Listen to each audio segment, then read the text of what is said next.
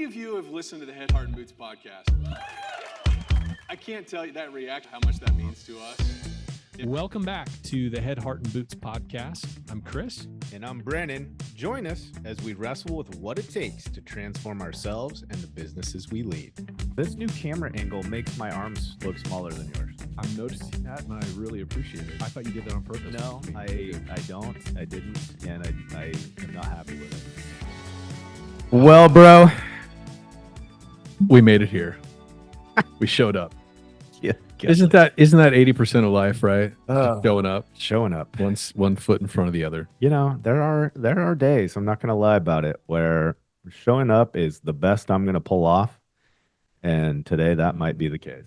We're here. We are here, my friend. Yeah, and don't let anybody tell you otherwise. Where are we going today, man? Well, you know, I want to talk about sales. You know, we did a little ad video thingy for CNR. Yeah. Couple weeks ago, I think it went out in their little thing. I don't know what it's called. We sponsor some advertising we do, and Wayne messaged me. He's like, "We need a video on this. You know, let's talk about that." And you know, the thing that Wayne brought up, I'm like, yeah, it's real. You know, claim volume is down 20 to 30%, which is wild, but which is crazy. And yeah. Again, many have not felt that at all. No, exactly. There's definitely winners. There's winners that are up 20, 30%, you know, and whatever. There's always winners and losers, but I think the industry's been feeling it. We have some clients that are feeling it hardcore, and then others that seem totally unaffected. But nonetheless, I think the clients that we have that are really winning and have grown a lot this year, in spite of that, or with that still being true, are the ones that are selling commercial. Yeah. Almost across the board. Yeah. They're the ones, their growth has come from commercial. Yeah. That's what's been keeping them ahead of the game. And, you know, I think a lot of restorers are, you know, kind of pulling their hair out, and some aren't sure exactly how to course correct. Yeah. You know, they're deep into their lines of credit. It's like, man, their overhead was set up for, you know, XYZ amount of monthly production. They set their goals around this target, and now because of claim volume and all the other things that are happening in the industry, I mean, we really haven't had any significant storms either, and apart from the Houston floods. Yeah. There really hasn't been meaningful activity yet.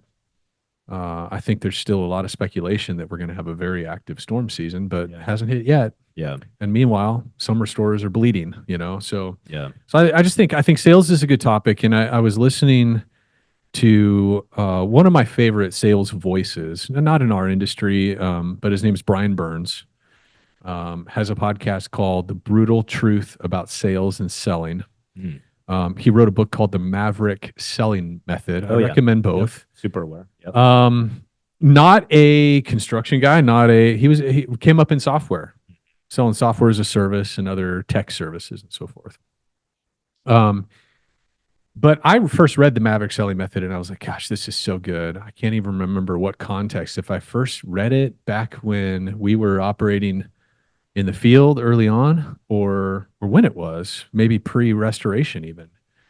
I think I might have read it when I was at Cintas. Okay.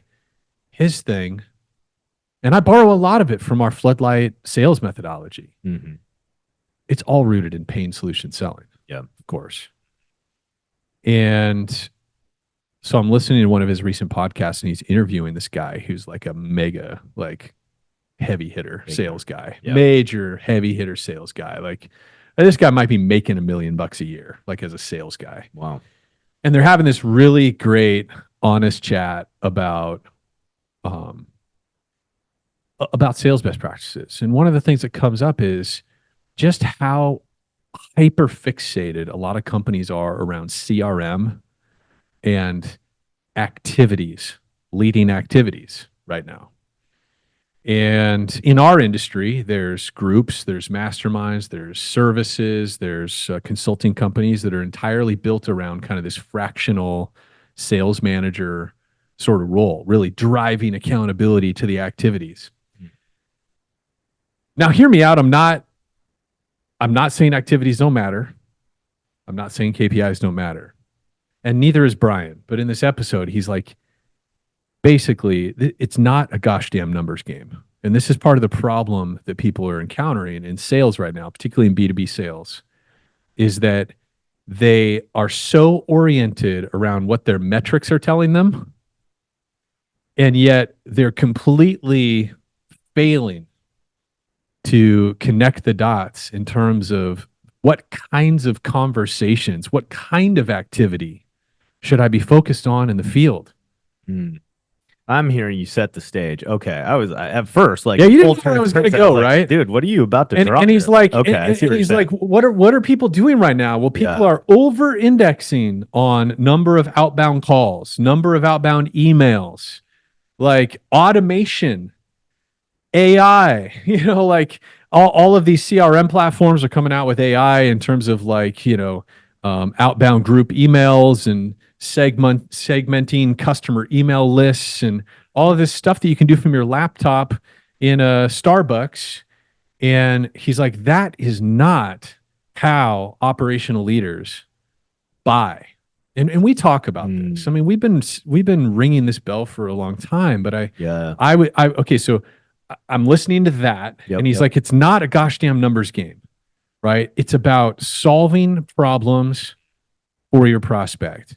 It's about asking great questions so you understand your customer's buying process. What is their decision-making process? And then how do I slide in and facilitate that process for them? Lead the process, give them what they need, ask for what I need, and solve their problem. Like that is... And taking extreme ownership over the process too. So hold for just a second, because now I'm seeing where you're going. I'm actually pretty psyched about it. If I could, I'm just gonna I want to just draw some context in case people come across stuff, or maybe they've been exposed to some of our theories or our focus around the numbers. I think just to be clear, the reason we press so hard on leading activities is because until you establish those, there's nothing to help equip or problem solve with your sales person around. And what I'm hearing you say is like one of those variables is who am I talking to and what's the quality of the conversation. So again, just from some quick stage setting for those of you that have listened or gone through the commercial sales course or maybe been exposed to some of our training before, it's this idea of once we establish we're doing enough activity so the frequency box is checked, that variable solved. And now it's our opportunity as leaders to come in and begin working with our team member about, okay, let's start iterating on who it is that you're speaking to and then what kinds of conversations you're having so that you can increase the competency in their skill set and get the numbers, right? Get the outcomes that we're looking for. So anyways, I just want to throw in there. Now I know where you're going. This is solid. Yeah, in the past, one of the ways we've talked about this is when you're not seeing the sales results that you want, there's really two gas pedals in this, and maybe perhaps in all sales, right? Are we having enough interaction with prospects, enough activity in the field? And then what is the quality of those interactions? What's the content of those conversations, right? So are we having enough conversations with prospects and clients in the field? And then what's the quality, right? So if I look at somebody's CRM and I look at their activity log, whatever way that you monitor somebody's activity, they can be putting all the right outbound activity in their thing, and then they're still not getting the results you want. It's like, well, then what do you do? Well, you need to evaluate, okay, what kinds of conversations are they having? Are they talking about the right stuff? What's their methodology? What kinds of questions are they asking the client, right? What kind of interactions are they having in their follow-up with prospects? How many of these prospects that they're talking to are actually qualified? Or are they just having a bunch of superficial touches and interactions with potential prospects? So there's so much going on when your salespeople are not succeeding, when you're not seeing the revenue from your sales team that you want to or need to see based on your overhead. It's like, shit, if you've got 3 or 4 people on your team, obviously depending on the size of your company, that's a massive sunk cost. And if the revenue is not coming in commensurate with how much you're spending on that sales team, like you have to take action. And some of you are feeling that. Like that's what's happening for a lot of restorers is, hey, claim volume's down. So our overall revenue's down. And potentially we have a sales problem. My sales team is not directly bringing in revenue either. And now we're in this crunch, Yeah. right? In some cases, our costs are now exceeding our income. We have a problem, right? So, And this is kind of that perfect storm where those become really apparent because Yeah. we tend to get more investigative yeah. when revenue's not covering a multitude of sins. Yeah. When it's going well, Yeah. right? Yeah. When we got more than enough money to cover payroll and right? Yep. It's so easy to get lazy. Yeah. And of course now, I mean, here's the real perfect storm, right? Because this reduction in claims volume has been happening really throughout the year, and nobody knows exactly if or when that's going to change or recover. I think everything ultimately the pendulum swings. Cycles, yeah. But here's the problem. Like I was talking with Scott on our team about large loss and cat. We're going to be doing a big webinar here coming up. And Scott's like, look, one of the biggest mistakes that a lot of restorers make is they go into a cat, they go chase, cat, and they aren't well capitalized. They don't have enough cash, or they don't have enough free credit Yeah. to successfully navigate a big cat loss. You can go get $1 million job, but if you don't have $500,000 in the bank or an open line of credit to be able to do the work, Yeah. you're in trouble. Yep. You're in trouble. And so restorers are coming into the storm season, some of them, thinking potentially that the storm is going to save their year, but they're coming into it undercapitalized. Their lines of credit are already tapped. Okay, so this is a problem everybody has to solve. How do we solve it? How do we get on top of our sales problem? I think for most restorers, most sales teams, we need to take a really critical look at what is the story we're telling? What is the conversation we're engaging with these clients? You go to Brian Burns' stuff. It's like operational sales leaders are not going to switch vendors just because your sales rep is attractive, funny, or bringing them good gifts. We've bought into that lie because it has worked in the past, the whole booze and schmooze thing, but especially post-COVID, it just doesn't work anymore. And if you have an outlier on your team that's their modus operandi, just get it into your head that it won't last forever, and good luck building a team around that. Yeah. Right. Yeah. So I was never able to rely on my good looks and my humor. Like that I never had the juice in those categories to propel my sales. Like I had to get good at being curious, being authentic, asking good questions, understanding my client's business. And that's where I was ultimately able to find success. And that is the path for your team as well. That is the only way to build a team that's generating ongoing sales from these direct customer relationships. And commercial is probably, for most of the people listening to this, it probably is your way out. It probably is your way of building an engine, a direct sales engine that you have control over, rather than being reliant on whatever inflow you get from programs, insurance agent relationships, national accounts from corporate, et cetera, et cetera. Yeah, because I think when people talk about the claims volume issue, and again, guys, like if it sounds like we're kind of skirting, it's because nobody really knows in a concrete way. This is lots of conversations with lots of folks that represent different sides of the table, and there's just this collective like stuff was down. I don't know how else to better categorize it. Yeah. But I would also say that the majority of that is probably in that residential space. Yeah. Like I don't think that, I mean, not that the economic swings don't have a profound effect on commercial businesses, but when your P&L is based on being able to use your buildings, it does change some of the decision making that you have options for versus a residential space. So anyways, I do think right now with money being expensive, it is multifamily can be a tricky spot for people right now too. Yeah. They're punting repairs, they're punting, process, and they're punting damage repair or doing it quote in-house. Because there's some multifamily owners that are like, oh, God, money's really expensive right now. I don't want to pay for that right now, and whatever. So I think there is some pullback, maybe in the multifamily space, but elsewhere. Anyway, let me hit on something. Let me give what is not necessarily a silver bullet, but it's as close to one as I can offer, and I think that anybody can offer in our space, in the service space. Even I think this is true. One of the most powerful behaviors that you can engage your team in in terms of what is the quality and content of the conversations we're having in the field. One of the most powerful behaviors that you can teach them and hold them accountable to is asking really good pain-seeking questions. I'm going to say that again. Pain-seeking questions. Memorize that, bring that to your next sales meeting or your next one-on-one with your salesperson. Okay. And I'm going to give you a pain-seeking question that you can orient around for the rest of the year. Okay. There's other pain-seeking questions. I may highlight a couple of them, but this is far and away the most powerful.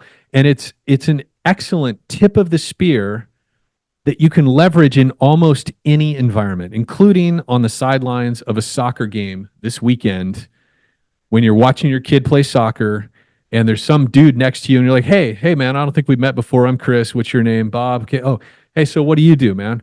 Well, I'm a real estate developer. Oh, no shit. I'm in construction. Well, actually, I'm in disaster restoration. How long have you been doing that? Da, da, da. This is a pain-seeking question that you can literally bring up in that environment, and it doesn't make you the douchebag, that's always pitch slapping people, in the bar, right, or on the sidelines of a soccer. Pitch slap. That's a Brian Burns term, by the way. I love heard that before. Pitch That's slapping. great. Yeah, I know. I like that. I wish I could take credit for that, but that's awesome. Brian Burns. Brian Burns, pitch slapping. That's great. I love it. Okay. Pitch slapping is also what people do in the LinkedIn DMs. Oh gosh, I get those daily. Isn't that perfect? Oh, it drives me crazy. Okay. Yeah.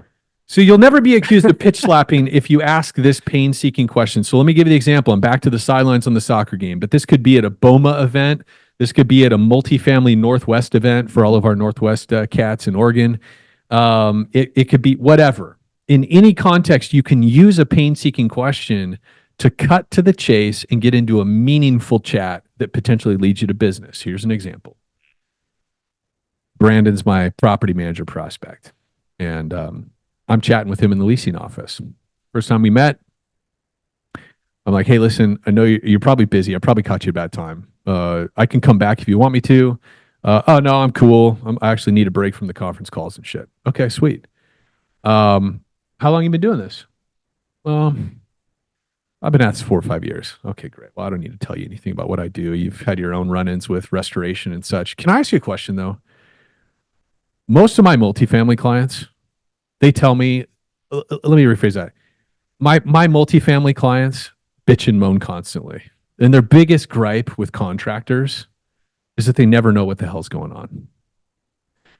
Whenever they have a job on site, they're always having to chase down their project manager to get an update that they can inevitably share with their owner client, who's probably breathing down their neck. What's happening to my units? When are they going to be open again? When can I start collecting rents again, right? Or just an update that they can share on their weekly conference call with home office. It drives them crazy. Have you guys ever had that issue at your property? Yeah. And the inevitable answer is yes. It's yes always, right? Let me say this once more, right? Hey, can I ask you a question? My multifamily clients, their constant gripe with contractors is that they never know what the hell's going on. They're always having to chase down their project manager to get an update on what's the status, so they can share that with their owner client who justifiably wants to know what's happening with their units, right? Or to share on their weekly conference call with all their other property manager colleagues and whatever. Is that something you've dealt with? The purpose of this question is to help establish a connection with something that prospect actually gives a shit about. Because the assumption we wrongly make in restoration, and certainly other service verticals, is that our prospect is thinking about our business all the time. And I think especially for those of us who've been in the multifamily game, property management game for a while, which our industry, it's a big area for us, big customer segment, sure. Is we just think, well, God, we have some property management companies, we get 3-4 jobs a month. And we get in our head that multifamily is constantly having damage events. The reality, the lived reality for most property managers and maintenance people in that industry and so forth is we are just one moving part. We are one of many contractors they work with. I mean, think about it. They have a street sweeping, like a parking lot sweeping vendor. They have hardscape landscape. They have painters. They have roofers. They have general contractors that they're working with for, CapEx projects and large scale repairs and so forth, renovation. Plumbers, Electricians, Yeah. HVAC, mechanical, like appliance fire suppression vendors. systems, all of these things, right? Sherwin-Williams floor cover. It's like they have so many vendors and service partners. And so how he asks these things is important. So first of all, let's kind of break down this question because I think it's helpful to just consider how we should be thinking about these conversations. Number one, I'm asking the question in such a way that I'm giving them an out. Because just because the vast majority of property managers have this frustration with contractors, not all of them do. And that's another false assumption we make is that we're an awesome restorer and everybody else is shit. Right? I've been guilty of that. We've been guilty of that. You get on your high horse, you think you're hot shit. And so we can develop this posture of, well, of course you've had trouble with other restorers. They're just not as good as us, right? Or, in some contract, all of us are guilty of this. We just we get enthusiastic about our own brand, whatever. But when I ask that question, hey, listen, a lot of my multifamily clients tell me their biggest frustration with contractors is X. Have you ever had that experience? Some may come back and be like, honestly, we have a great batch of contractors we work with. We're pretty lucky. Okay. I've got a response to that, by the way. Well, let's come back to that. But I ask about contractors specifically instead of disaster restoration companies for the reason I just mentioned, which is they actually don't deal with restorers as often as you think they do. And if I ask them specifically about their experience with restorers, they may have to literally take a pause and be like, well, when was the last time I had to call a restoration company? It might have been 3 weeks or 3 months ago. But if I say contractors, they probably have a contractor on their property right now. Okay. So what I'm trying to do with that question, and again, this is not guru shit. This is how all of the other service industries around us sell. All the successful ones. So it's just that as an industry, we're new to this stuff, right? So, with that question, I'm trying to build a connection to something that they've actually experienced, that they've felt, right? And that's attached to some sort of pain, irritation, frustration, etc. So that then I have an opportunity to actually speak to what we do that potentially addresses that thing that is a felt need, right? So I'm sharing some social proof. I'm saying, hey, other property managers or other senior living groups or other cities and municipalities that I service tell me this. Is that your experience? I'm asking them to validate that. And then if they say yes, it tees up the opportunity for me to say, hey, yeah, obviously it's a problem. I hear about it all the time. Sounds like it's an issue for you guys. Listen, we're not perfect. Now we're getting into the response. So we ask that pain-seeking question. They validate that, yeah, oh my God, it's a constant problem. Now I have an opportunity to speak to it. I'm now moving the ball downfield. They just handed me the ball. I'm going to run towards the end zone. Right? I'm going to try to now move toward a sale.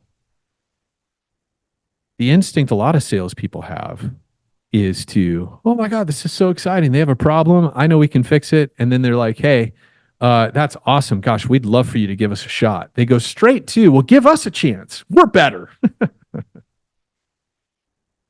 And of course, the problem with that in our industry is that every single restorer falls down. There is no such thing as perfect execution, right? And so one of the things you and I've learned over the years is the first response before we go to sell is, hey, listen, we're not perfect either, right? And so we start out with humility. We say, hey, we're not perfect either. But can I tell you about a system, process, or person that we've put in place to try to solve for that, right? So in the case of this pain-seeking question we're talking about, they never know what the hell's going on. Is that true for you? Yeah, oh my God. Right. Our answer to that with our floodlight system, and I recommend this to every single restorer on the planet if you're going to do commercial, is our 24-hour job update standard. Right. So I start out with humility, Say, hey, we're not perfect either, but can I tell you about a system that we use with all of our project managers to solve for that? It's the only way we found to keep our property managers informed so they do know what the hell's going on. We call it our 24-hour job update. It's not sexy. It's not fancy technology. It's just a Gmail template. And our department leaders hold our PMs accountable to send one of these 24-hour updates to every single one of our active property management jobs, Monday through Friday. It answers 3 questions. What happened today? What's happening next? And is there any questions or concerns that we need to deal with? Now, if the last contractor you were working with, you had on property, had a system like that and they used it consistently, do you think you'd had a better experience with them? And of course, what is our prospect's answer going to be 100% of the time? Yeah. Of course. I don't think I've ever been in a scenario where somebody said anything remotely near no. Yeah. That would not have been helpful. So what have we done? Okay, I just want to reiterate this. What have we done? We started out with a fresh prospect, somebody that I'm in real estate development. It could have been I'm in senior living, whatever. At the sidelines on a soccer game or in a lobby of a hotel at a BOMA event or whatever. I've moved very quickly from, hey, so what do you do? Here's what I do. How long have you been doing that? To, hey, can I ask you a question? A lot of my clients in your industry tell me this, right? To now, they've just validated they have this pain point that they routinely experience. So I've just shared with them how we solve for that in a very specific way. I'm not pointing to, hey, communication's one of our company values. Yeah. This isn't some cheerleader response. Hey, that's on our wall in our training room. Or Well, look, it's on the back of our business card. It's also shop talk at this point. It is shop talk. That's exactly what it is. Like it's just peer-to-peer shop talk. We're not even selling anything. You asked a question that's common to people in a shared experience in the industry. They validated it. And in talking shop, you're like, yeah, we've run into that before. Here's what we did to solve that problem internally. And you're asking for validation. Yeah. Does that make sense to you? Would that have helped your current situation? This is no different than me having a conversation with a friend about a pair of shoes I bought because it fixed my running, and me just talking shop. Like, hey, have you ever experienced that? Have you bought similar shoes? Did it help you? Like, that's exactly right. It's shop talk. It's relevant shop talk. That's right. So I tell them how our shop works. Hey, yeah, common problem. This is the only way we found to truly solve for it. If those companies you've worked with had been using a system like that, would there ever have been a problem? No. Yeah, well, that's why we do it. Hey, you have a team. I imagine you ask them to do things that just need to be done, and they probably don't. Yeah, look, our guys they aren't super excited about sending these emails at the end of every day, but it's just the only way we found to keep our people informed. And so we do it, right? Mm-hmm. And then I have an opportunity. And I've just, again, I think there's nothing wrong with saying that. There's nothing wrong with being honest. Yeah. I guarantee you, if you deploy the 24-hour job update, your PMs are going to hate it at first blush. Be like, what? Right? On top of all the other things that you ask us to do, right? I mean, listen, Brandon and I've been through this. We work with teams all across the country. It's not an easy standard to maintain, but it is the only way. And if you want to differentiate yourself from other contractors and restorers in the market, that is the number one thing you could deploy in your business right now to change your business. Guaranteed. $20 if you prove me wrong.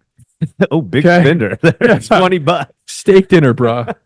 No, so, but once I make that connection, it gives me or it gives your sales rep an opportunity to do a trial close. Yeah.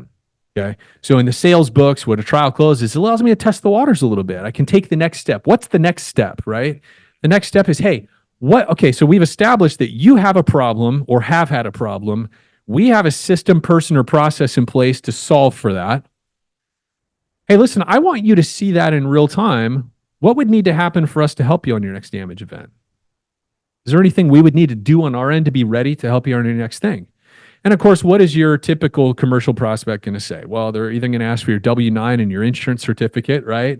If they're maybe a smaller company or whatever, or they're going to ask you to get on their vendor list. Now, when they ask you to get on the vendor list, most of your people are just going to be like, oh my gosh, I made the sale, right? But of course, that's not the end of things. In fact, often it means absolutely nothing. Yeah. But in the context of this conversation, it means a whole lot more. So again, this comes back to managing activity versus the quality of the activity that your team's doing out there. Yeah. You cannot do one and not the other. It's always this balancing act of, yes, I need my people out there maximizing their time in the field and FaceTime with prospects, but I also need them having the right kinds of conversations. Yeah. And this is the hardest thing to manage, by the way. It is. It is so hard. Can I lean on that a little bit? Yeah. I think recently, just again, I think in the last episode or two, we've been kind of hinting at, we're working on some pretty significant changes in the way that we deploy consulting and then the platform that we use and all the things. And so similarly, let's say to a company that's adopting a new behavior in sales operations or renewed focus on outbound commercial sales, you're learning some new skills. You're taking on new process. You're changing behavior in your organization. And I think one of the things that I've seen happen and with our clients too, as they try to adopt some of the floodlight, commercial sales process, is they're attempting to do everything at once. Yeah. Okay. And I think, for us personally as a business, we just went through this. We're in the throes of it right now where we've got some very significant work to do. It's all good. It's super exciting. And though, if we're not careful, we're going to get very motivated and we're going to say we can do it all and we're going to half-ass all of it. Yeah. Right. And so one of the things that we did, and I'm thinking out loud for those of you listening to this to say, yeah, let's kind of dial in here. Let's figure out what we can do to begin changing the system or the process we're deploying for more effectiveness. Is I think the reason Chris used that specific question is that we have an opportunity to develop a specific skill instead of trying to develop all the skills. That's right. And so there's an opportunity here for us to just say, okay, there's 10 different versions of that question. We could try to assess the 10 different pain points that every client's potentially going to have.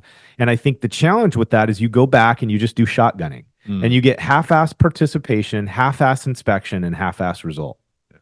And I think my encouragement to you out of my own experience recently is just to say, consider the one question, really drilling and practicing deploying that question and hyper focus on it for several weeks as the team goes out and they have to memorize one exchange, one little piece of dialogue, have them practicing that over and over and over. And when they come back to a sales meeting and we're talking numbers, great, get that dialed in, get it tracked, get it logged, and then start diving into the responses and the way that the question's going, where they're getting tripped up, how they specifically said it. In fact, you and I tiptoe or kind of accidentally got exposed via paid ads to a platform that may be very meaningful and helpful for teams to monitor how the team's doing it in the field, and then coming back and doing some AARs and practicing, not in an effort for just accountability and discipline,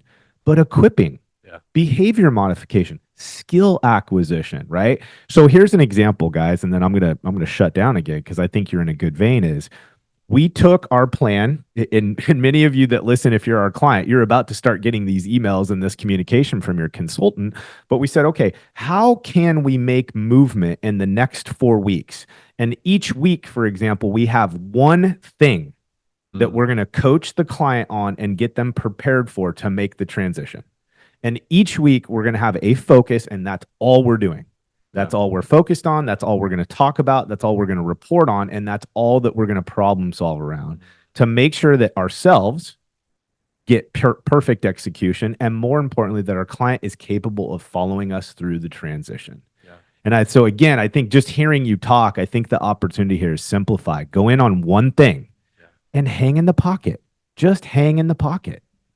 Yeah, I was talking with one of our clients, their sales manager, and they've got multiple locations, multiple salespeople, and they're just really frustrated with year-to-date performance. They got a couple high flyers. It's not doom and gloom. It's not sky is falling, but frustrated with the performance of several on the team. And And yet I think the confusing part for them was, like, I look at the activity logs, we look at Salesforce, we look at Luxor, whatever platform people are using, and they're dialing for dollars, they're out doing their visits, blah, blah, blah, and still not seeing the sales. And I just said, look, let's, for the next 4 weeks, let's hyper fixate on this pain seeking question. All of your one-on-ones and interactions, let's role play this to where people get uber confident Yeah. asking that question and then also delivering the response. Yeah. Because I'm not, people might think it's too simple, but it's not. I think if all you did was orient your team around this pain seeking question for the next 4 to 6 weeks and just hyper fixate on, let's ask this of as many prospects as we possibly can, you are going to gain some fresh momentum in your sales. Not only your prospect relationships and your sales pipeline, but actually an inbound business. Yeah. Because it motivates, what it does is it instigates the right kind of conversation with your prospects to where you get closer to a first notice of loss. I'm just thinking, I mean, this is a little bit of an isolated section of the course, right? But I think it's this other half of this conversation I think is important so that we don't leave without people hearing it. Because many people listening have never gone and bought the master course. Yeah. Okay, so we got the key question. Okay, it doesn't cover all the bases, but it covers one that is probably globally universal. It's most universal. Yeah. Okay, you've done that for us. But then, which is great, right? Like you immediately help move this kind of soccer mom and dad conversation into something that's relevant, something they care about. But then what's the next couple follow-up moves look like so that like, I'm just thinking, if a team says, you know what, hey, we heard this, we're going to go spend 6 weeks and this is all we're going to practice. Yeah. Okay, well, let's give them the 2 follow-ups so that it can go all the way through to hopefully a notice of loss. It's good. It's good. So, first of all, let's address the elephant in the room, though, because some of the restorers listening to this are like, well, we don't do 24-hour job updates. That certainly could be an elephant. Okay. Yeah. And then the follow-on concern here is by salespeople who, even if an owner listening to this or a GM listening to this is like, you know what, he's right, we need to start doing that, and they start to put it in place, it's going to be months before there's real adoption and traction, like 70+%, accountability across that standard. It doesn't happen overnight. Yeah. As a sales rep, though, it doesn't need to be 100%, right? If your team is moving in the direction and talking about it and beginning to hold people accountable to that, you are 100% ahead of most of the competitors in your market. Yeah. If your team decides to adopt that 24-hour job update standard and begins moving in that direction, you can have confidence that puts you miles ahead above most of the other contractors, let alone restorers in your market. Yeah. So few are willing to even That's a good try. point. Yeah. Okay. Yeah. So you can be proud and you can sell that with conviction. The And moment know that your team it's failing forward. it's failing forward, Yeah. absolutely, Yeah. right? But then, so you have that conversation. You get on the vendor list. How do you continue to nurture that conversation and nurture that prospect until you get that first notice of loss? I think that's kind of what you were pointing to. Yeah, yeah. And again, staying in this vein, let's just focus one topic. Yeah. You know? And I think that's an opportunity that a lot of restorers misses. They get out of even a great conversation like that, and then they just kind of revert back to their candy and smiles approach, poking their head in, hey, how's it going? And dropping off a mug or filling the candy jars with a mini Snickers. And we miss the opportunity to stay in that pain solution vein. So how do we follow up? Well, we follow up based on the pain we identified. So if their primary pain, which often it will be, is we never know what the hell's going on. Like, we're always having to chase down our project manager. We talked about the 24-hour job update. Well, I want to try to keep that in front of them in a authentic, material way. How can I do that? Well, one of the things that you and I talk about is, where possible, I think sales reps should start their day in the shop.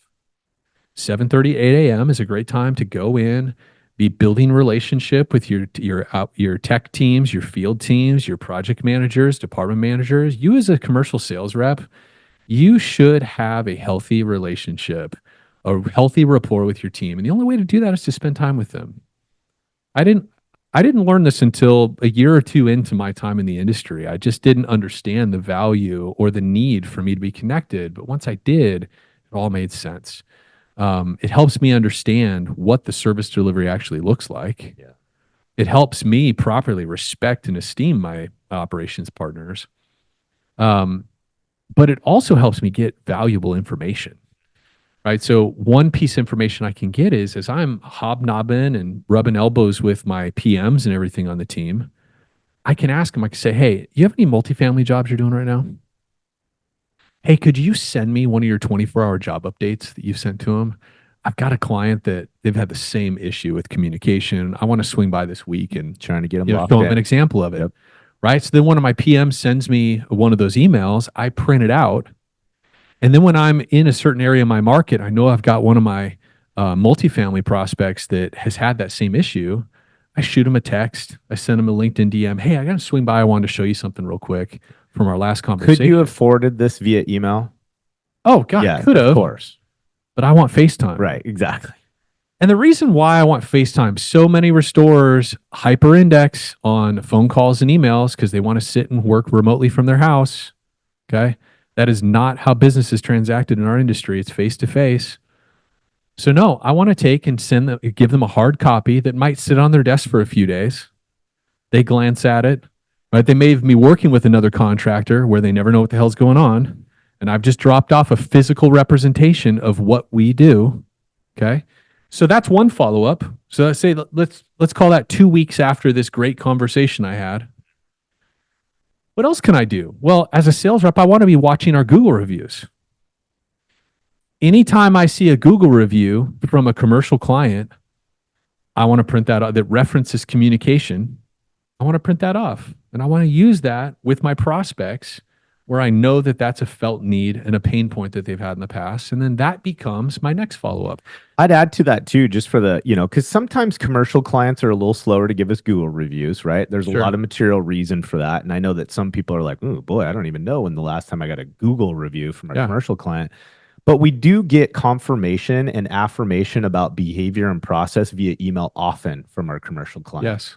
So if you're thinking, again, ear to the ground, I think one of the things you're talking about here is just the synergy that we need to be developing between operations and sales is we can ask the operational team, hey guys, have we're working on the USA, whatever enterprise location.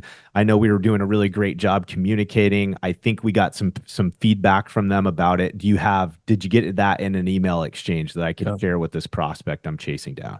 So wherever you've got some social proof, it may not just be a Google review, for example. Here's another best practice that we teach all of our commercial sales reps, and that is when your job closes, swing by and do a QA visit. QA visit is really simple. Hey, Sally. Hey, John. Listen, looks like we just closed out your job this last week. I think you guys even paid us. Awesome. Thank you very much. Hey, quick question.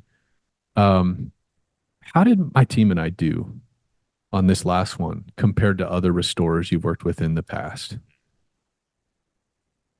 Now, if we killed it and they're like, oh my God, there's no comparison, like you guys are it's so much better. I so appreciate your guys' service level. Awesome. Hey, listen, would you mind? It would be incredibly helpful because everybody says they're awesome, right? But when I have a client that shares a testimonial, there's nothing more powerful than that. Would you mind just shoot me a quick email and just share specifically one or two things about this last job experience that made it better than other contractors you've worked with? There you go. And now all of a sudden I've got that in my toolkit. And that is another piece of validation that I can take to my clients and speak specifically to pain points that came up in prior conversations.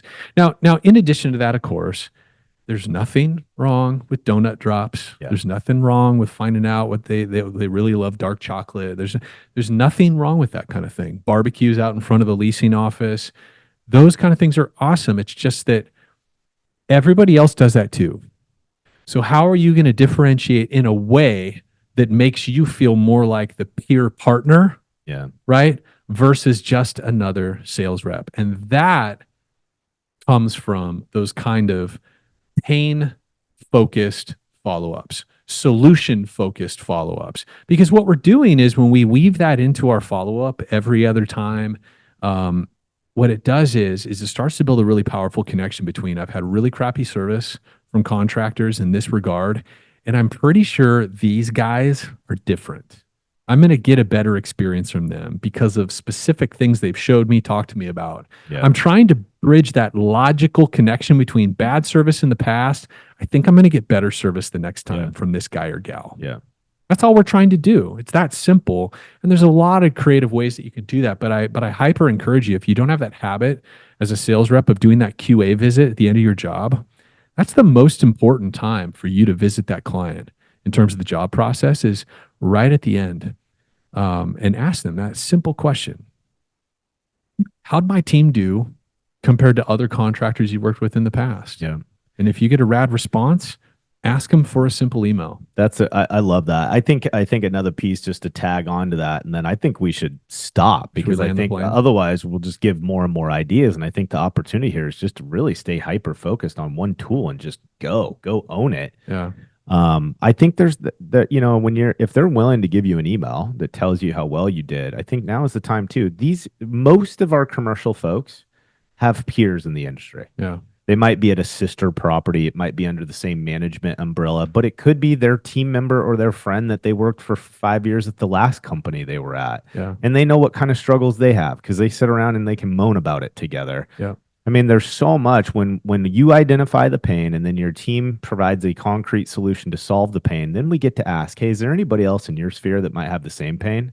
And when we're talking about something like this, as global as communication, the chances of that being the case is so damn high. Very high. That that's how much faster are we going to shake the tree and get some fruit to drop if that's the cadence of behavior that you're following. Yeah. So again, I think the way you open this is really interesting. You said it's like it's closest thing to a silver bullet. I agree. There is no such thing. Yeah. And even just hyper focusing on a single target like this, there's still some auxiliary things that you got to dial in. But man, this is doable. This is something all of us can do more of tomorrow. The reason why this is a silver bullet in closing, or the closest thing to it, is that you read the sales books, follow the sales podcasts. One of the things that's universal across everybody's methodology that knows anything about it is I'm always trying to get to a yes. Big yeses, small yeses. The yes is the result of me getting paid. But I'm always trying to get little yeses and stack up the yeses because it gets me closer to collecting money. Yep. Right? To getting in an actual transaction where we do something and we get paid. And this is this pain-seeking question that we've been talking about this whole time has a very, very, very high likelihood of resulting in a yes answer. Yeah. The faster that you can get your sales reps getting a yes from a prospect, the closer you are to an FNOL. And right now, your sales rep is probably spending way too much time with candy and smiles, soccer mom, soccer dad chatter, waiting to ask the really targeted questions. And this is one of those questions that anybody with a little bit of practice can cut right to the chase. And that's what operational leaders want. They are not looking for more friends. Yeah. They're not. And especially post-COVID. Post-COVID is almost completely done away with, did away with cocktail hours, lunches out, baseball taste. Like nobody has time for that anymore. Yeah. It's not. And again, broad strokes here. Broad strokes. Of course, there's exceptions. It's both but it's definitely not that as the primary anymore. Yeah. They just want to solve a problem and make their life easier. And this is how we cut straight to that. They don't want the small talk. Most operational leaders are like, hey, can you help me or not? Yeah. And this is a question that gets right to, can we help them? And then a natural opportunity for us to share how we can. So love it. Anyways, if this stuff is valuable to you, share this with a fellow business owner, a sales colleague, whatever you think might benefit, and put this into action right away. And certainly if your company is looking for a consulting partner to help you scale up or get your business ready for an exit to maximize your multiple, good place to start is floodlightgrp.com/audit and take our health and value assessment. Yes, sir. One thing that's guaranteed is You're going to learn something about your business. You're going to learn about what it's probably worth right now, as well as some really important health vitals that affect your overall enterprise value. What it could be worth. And our team's going to reach out and we're going to offer to do an integration call to really help you walk through where are the gaps in the business right now and what can you hit on right now to begin maximizing your enterprise value and building towards what you're trying to do in your business. So floodlightgrp.com/audit. Till next time. We'll see you.